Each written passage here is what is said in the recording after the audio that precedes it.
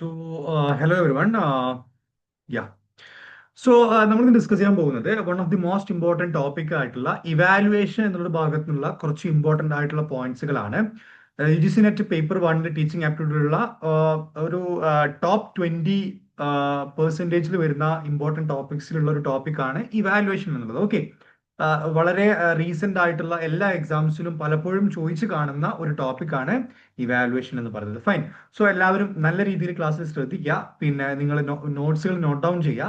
പിന്നെ അതുപോലെ ഒരു കാര്യം കൂടി, ഇതുവരെ പിന്നെ വാട്സപ്പിൽ ജോയിൻ ചെയ്യാത്ത ആളുകൾ, നമ്മുടെ ഗ്രൂപ്പിൽ ജോയിൻ ചെയ്യാത്ത ആളുകൾ ഉണ്ടെങ്കിൽ പെട്ടെന്ന് തന്നെ ജോയിൻ ചെയ്യുക.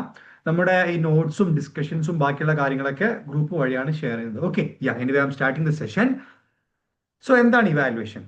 Evaluation is the process of measuring learning outcomes and student progress, അല്ലെ? അതായത് എന്താണ് ഇവാലുവേഷൻ എന്ന് പറയുമ്പം ലേണിംഗ് ഔട്ട്കം ആണ്. ഒരു പഠിച്ച വിഷയത്തിന്റെ അതിന്റെ റിസൾട്ട് എത്രത്തോളമാണ്, അല്ലെങ്കിൽ ഞാനൊരു അധ്യാപകനാണെന്നുണ്ടെങ്കിൽ ഞാൻ പഠിപ്പിച്ചത് കുട്ടികൾക്ക് കൃത്യമായിട്ട് കിട്ടിയിട്ടുണ്ടോ, അവർക്ക് അതിൽ നിന്ന് ഔട്ട്പുട്ട് ഉണ്ടോ എന്ന് മനസ്സിലാക്കാനും വേണ്ടിയിട്ടുള്ള ഒരു പ്രോസസ്സിനെയാണ്, മെഷറിംഗ് ടൂളാണ് നമ്മളെന്ന് പറയാ ഇവാലുവേഷൻ എന്ന് പറയാം. അപ്പൊ learning outcomes and students progress. Okay, evaluation വഴി നമുക്ക് വേറൊരു ഉപകാരം കൂടി ഉണ്ട്. എന്താണ്? സ്റ്റുഡൻസിന്റെ പ്രോഗ്രസ് നമുക്ക് ട്രാക്ക് ചെയ്യാൻ പറ്റും, അല്ലെ?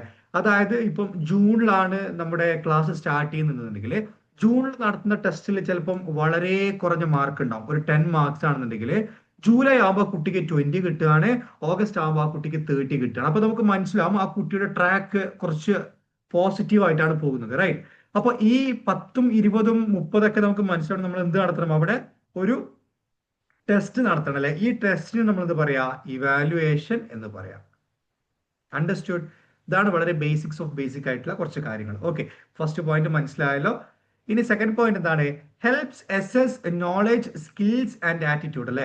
ഇവാലുവേഷൻ നമുക്ക് എന്താണ്, വെറും എക്സാമിനേഷൻ പെർസ്പെക്റ്റീവിൽ മാത്രമല്ല. ഇപ്പൊ ഉദാഹരണത്തിന് വരികയാണെങ്കിൽ ഇപ്പൊ ഫുട്ബോൾ കോച്ചിങ് നമ്മൾ എന്താണ്, ഒരു കുട്ടിയുടെ സ്കില്ല് മനസ്സിലാക്കാനും വേണ്ടി നമ്മൾ എന്ത് ചെയ്യാണ്, അവർ ഇവാലുവേറ്റ് ചെയ്യാണ്. ഒരു ചെറിയൊരു 5 മിനിറ്റിന്റെ ഒരു ടെസ്റ്റ് നടത്തിയിട്ട് ആ കുട്ടിയുടെ സ്കിൽസുകൾ നോക്കും. ഓക്കെ, ആ കുട്ടിയുടെ പൊസിഷൻ എത്രത്തോളം പെർഫെക്റ്റ് ആണെന്ന് മനസ്സിലാക്കും.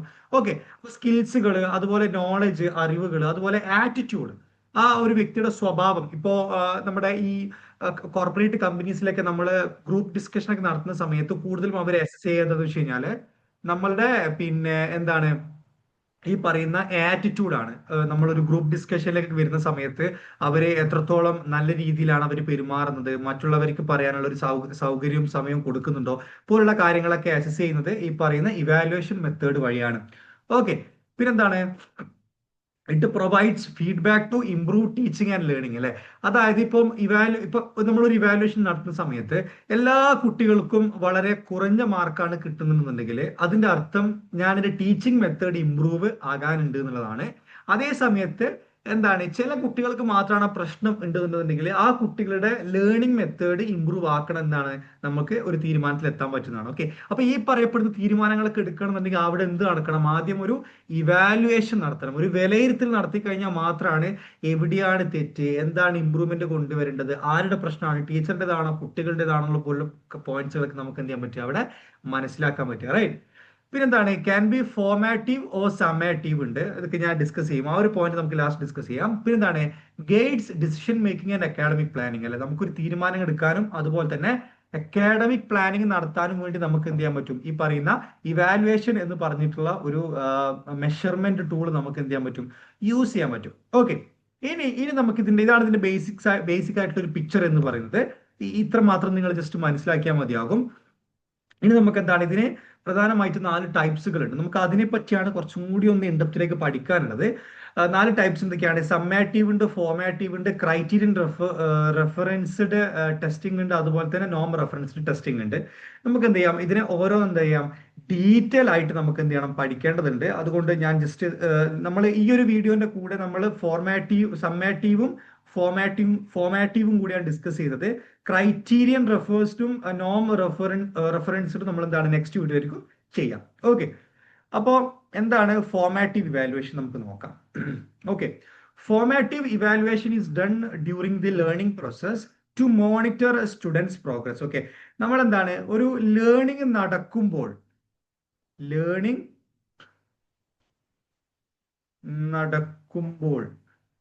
എന്താണ്, done during the learning process to monitor സ്റ്റുഡൻസിന്റെ പ്രോഗ്രസ് മനസ്സിലാക്കാനും വേണ്ടി നമ്മൾ ലേണിംഗ് നടക്കുമ്പോൾ തന്നെ അല്ലെങ്കിൽ ഒരു ലേണിംഗ് പ്രോസസ്സ് നടക്കുന്ന സമയത്ത് തന്നെ മോണിറ്റർ ചെയ്യുന്ന ഒരു ഇവാലുവേഷൻ മെത്തേഡാണ് ഫോർമാറ്റീവ് ഇവാലുവേഷൻ. ഒരു എക്സാമ്പിൾ പറയുകയാണെന്നുണ്ടെങ്കിൽ നമ്മൾ എന്താണ് ക്ലാസ് എടുക്കുന്ന സമയത്ത് നമ്മൾ ടോപ്പിക് എടുക്കുന്നതിന്റെ ഇടയിൽ നമ്മൾ എന്താണ് ഓരോ ക്വസ്റ്റ്യൻസ് ചോദിക്കണം. അപ്പൊ നമുക്ക് മനസ്സിലാവും യെസ് കുട്ടികൾക്ക് കാര്യം കിട്ടുന്നുണ്ട്, അല്ലെങ്കിൽ ചില കുട്ടികൾ ശ്രദ്ധിക്കുന്നില്ല, അതുപോലുള്ള കാര്യങ്ങൾ നമുക്ക് മനസ്സിലാവാനും വേണ്ടിയിട്ടുള്ള ഒരു ഇവാലുവേഷൻ മെത്തേഡാണ് ഫോർമാറ്റീവ് ഇവാലുവേഷൻ. ഓക്കെ, ഇത് ഇമ്പോർട്ടന്റ് ആയിട്ടുള്ള ഒരു കാര്യം എന്ന് പറയുമ്പം ഡ്യൂറിംഗ് ദ ലേണിംഗ് പ്രോസസ് ആണ് കേട്ടോ. അത് എന്തുകൊണ്ടാണ് ഞാൻ നെക്സ്റ്റ് അടുത്ത ഇവാലുവേഷൻ പറയുമ്പോൾ നമുക്ക് മനസ്സിലാവും. ഡ്യൂറിംഗ് ദ ലേണിംഗ് പ്രോസസ് നിങ്ങൾ ബോൾഡപ്പ് ചെയ്യാം, അതാണ് ഫസ്റ്റ് പോയിന്റ്. സെക്കൻഡ് പോയിന്റ് എന്താണ്?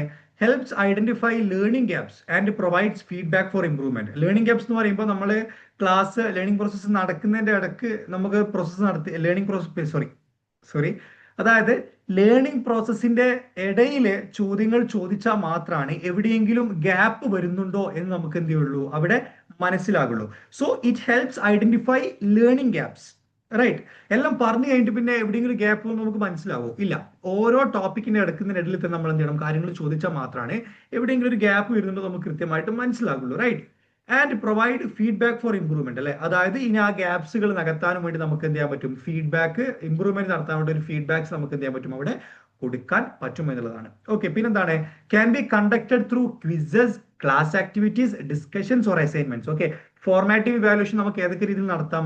ക്വിസ് വഴി നടത്താം, ക്ലാസ് ആക്ടിവിറ്റീസ് നടത്താം, ഡിസ്കഷൻസ് വഴി നടത്താം, അതുപോലെ അസൈൻമെന്റ്സ് വഴി നടത്താം. ഓക്കെ, പിന്നെ അതുപോലെ എന്താണ്? Encourage active learning and continuous assessment. Okay, അതായത് നമ്മൾ ക്വസ്റ്റ്യൻ ഇടക്ക് വെച്ച് ചോദിക്കും, അല്ലെങ്കിൽ നമ്മൾ ഇവാലുവേഷൻ ഒരു പ്രോസസ്സിന്റെ ഇടയിലാണ് ചോദിക്കുന്നുണ്ടെങ്കിൽ കുട്ടികൾ കുറച്ചുകൂടി ആക്റ്റീവായിട്ട് എൻഗേജ് ചെയ്യാനുള്ള ഒരു മൈൻഡ് സെറ്റ് ഉണ്ടാവും അല്ലെ. എപ്പോൾ വേണ്ടി ക്വസ്റ്റ്യൻ ചോദിക്കാനുള്ള ഒരു പേടിയിൽ അവരെന്ത് ചെയ്യും? ആക്റ്റീവായിട്ട് ലിസൺ ചെയ്യും. അതുപോലെ തന്നെ കണ്ടിന്യൂസ് അസസ്മെന്റ് അല്ലെ, അതായത് നമ്മൾ ഇടയ്ക്കിടയ്ക്ക് നമ്മളെ അസസ് ചെയ്യുന്നതുകൊണ്ട് തന്നെ അത് ഇംപ്രൂവ്മെന്റ് ഉണ്ടാക്കാനുള്ള വളരെ ഇമ്പോർട്ടന്റ് ആയിട്ടുള്ള ഒരു ടൂൾ ആയിട്ടാണ് ഈ പറയുന്ന ഫോർമാറ്റീവ് ഇവാലുവേഷൻ ഒരു ക്ലാസ്സിൽ പ്ലേ ചെയ്യുന്നത്. ഓക്കെ, പിന്നെ എന്താണ്? Guides the teacher to adjust teaching method as needed. Okay, നമുക്ക് എന്താണ് ഓരോ സമയത്തും ഇവാലുവേറ്റ് ചെയ്യുന്നതുകൊണ്ട് തന്നെ ഏതെങ്കിലും ഒരു മെത്തേഡ് നമുക്ക് ടെസ്റ്റ് ചെയ്യാൻ പറ്റും. ഓക്കെ, ഇന്ന മെത്തേഡിലാണോ കൂടുതൽ പെർഫോമൻസ് കുട്ടികൾക്ക് മനസ്സിലാകുന്നത്, അല്ലെങ്കിൽ ഈ ഒരു മെത്തേഡ് യൂസ് ചെയ്യുമ്പോഴാണോ കുട്ടികൾക്ക് കുറച്ചും കൂടി ഐഡിയ കിട്ടുന്നത്. അങ്ങനെ എന്താണ് ഒരു അധ്യാപകരെ സംബന്ധിച്ചിടത്തോളം അവർക്ക് അവരുടെ ഒരു ടീച്ചിങ് മെത്തേഡ് തന്നെ മൊത്തത്തിൽ അവർക്ക് എന്ത് ചെയ്യാൻ പറ്റും? അവിടെ ഈ ഫോർമാറ്റീവ് ഇവാലുവേഷൻ വഴി നമുക്ക് എന്ത് ചെയ്യാൻ പറ്റും? ചേഞ്ച് ചെയ്യാൻ പറ്റും എന്നാണ് പറയുന്നത്. റൈറ്റ്, നെക്സ്റ്റ് എന്താണ്? സമ്മാറ്റീവ് ഇവാലുവേഷൻ ആണ്. സമ്മാറ്റീവ് ഇവാലുവേഷൻ എന്ന് പറയുമ്പോൾ എന്താണ്? Is done at the end of a course or unit to assess overall learning. Okay, summative evaluation എന്ന് പറയുമ്പോൾ എന്താണ്? ഒരു കോഴ്സിന്റെ അവസാനത്തിലോ അല്ലെങ്കിൽ ഓവറോൾ എല്ലാം കഴിഞ്ഞതിന് ശേഷം നടത്തുന്ന ഒരു ടെസ്റ്റ്, ഒരു ഇവാലുവേഷൻ മെത്തേഡാണ് സമ്മാറ്റീവ് ഇവാലുവേഷൻ കേട്ടോ. അപ്പോൾ ഡൺ അറ്റ് ദി എൻഡ്. മറ്റേ എന്തായിരുന്നു? ഇൻ ബിറ്റ്വീൻ ആണല്ലേ, നടക്കുമ്പോൾ. ഇത് നടന്നു കഴിഞ്ഞിട്ട് കേട്ടോ. അത് നിങ്ങളുടെ കാര്യത്തിൽ എഴുതിയാൽ മതി. ഓക്കെ, എനിക്ക് ഇങ്ങനത്തെ ഒരു ശീലമുണ്ട്, ഈ എല്ലാത്തിനും സൈഡിൽ മലയാളം ഇങ്ങനെ എഴുതി വെക്കുന്നത്. അപ്പൊ പെട്ടെന്ന് നമുക്ക് നമ്മുടെ ഭാഷ നമുക്ക് പെട്ടെന്ന് ക്യാച്ച് ചെയ്യാൻ പറ്റും.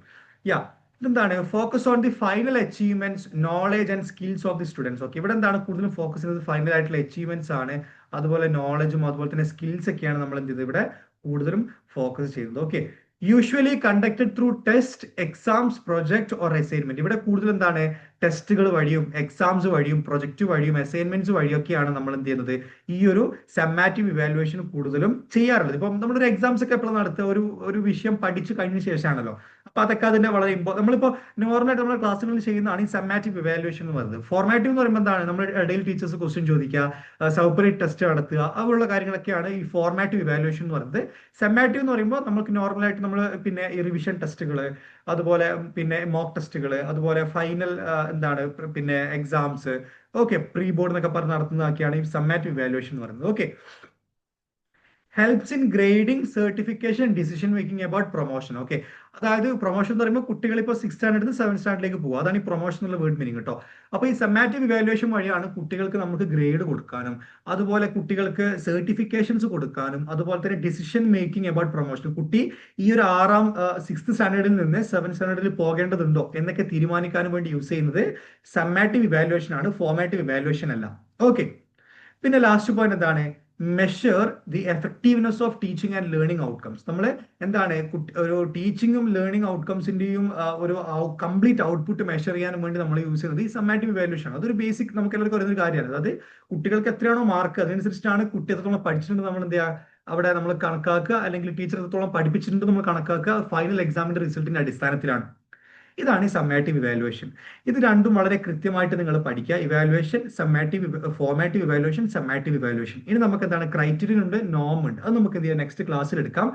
Because I do believe in this making the things very short and crisp. That's my objective. എനിക്ക് കുറേ ക്ലാസ് എടുത്തിട്ട് ഇപ്പം നമുക്ക് വെറുപ്പിക്കേണ്ട ആവശ്യമില്ല. എക്സാമിന് അടുപ്പിച്ച് നമുക്കൊരു റാപ്പിഡ് റിവിഷൻ എന്നൊക്കെ പറഞ്ഞ് നമുക്ക് അത് കൊടുക്കാം. That's another story. So, ഇനിയും വാട്സ്ആപ്പ് ഗ്രൂപ്പിൽ ജോയിൻ ചെയ്യാത്തവർ please do join the WhatsApp group. Any doubts, any queries, you can just text me. So that's all about today's session. We'll meet you on the next session. Until then, bye.